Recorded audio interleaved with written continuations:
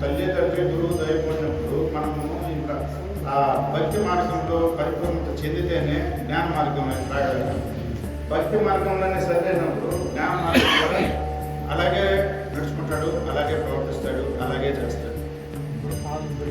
గురుపాదం తగ్గినా కూడా ఎందుకంటే అక్కడ ప్రోత్బలంతోనో ప్రోత్సాహంతోనో తన సమస్యలతోనో బాధలతోనో వచ్చి ఆయన నీకు ఇది మంచి జరుగుతుంది, నువ్వు నీకు అది జరుగుతుంది ఇది జరుగుతుంది కోరికలతో ముడిపడినవాడు కాబట్టి, చలించబడేవాడు కాబట్టి మనకు ఈ యొక్క దేవత దగ్గర అంతా కూడా జరిగింది. ఆడ ఎవరు మాట్లాడేవాళ్ళు లేరు.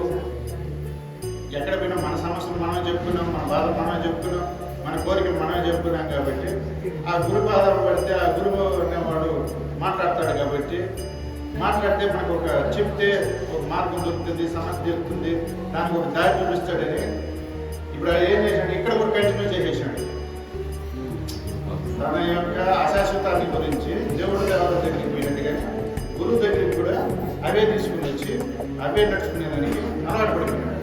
అందుకే అవే మాట్లాడతాడు, అవే చేస్తూ ఉంటాడు, అవే పోతా ఉంటాడు. ఎందుకు ఆయన చెప్పేది వేరే.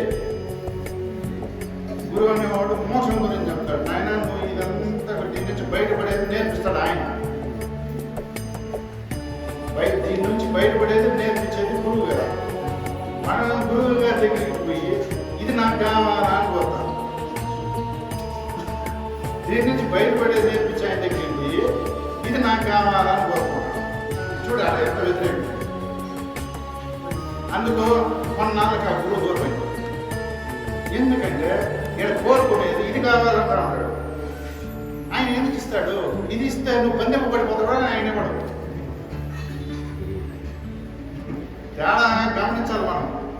దీనికి ఎందుకు దీన్ని ఇరుక్కునే పని ఆయన చేయడు. గురువు గారు చేసే పని అంతా కూడా దీని నుంచి బయటపడే పనులు చేస్తాడు. కానీ దీన్ని ఇరుక్కునే పనులు చేయడు.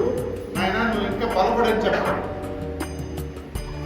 మనం ఏం చేస్తామంటే ఎప్పుడు ఇవే చెప్తాము, ఇవే కోరుకుంటుంటాము. నాకు ఇవి కావాలా, నేను ఇందులో బయటపడాలి, ఇవి చెప్పే ముందుకి ఇవి చెప్పడం వీళ్ళకి అది విసుకొచ్చేస్తుంది. చెప్పేవాడు కూడా చెప్పలేదు. చెప్పనే దైవము చెప్పలా, విగ్రహము చెప్పలా, ఎవరు తీర్చలా, ఈయనే చెప్పలా.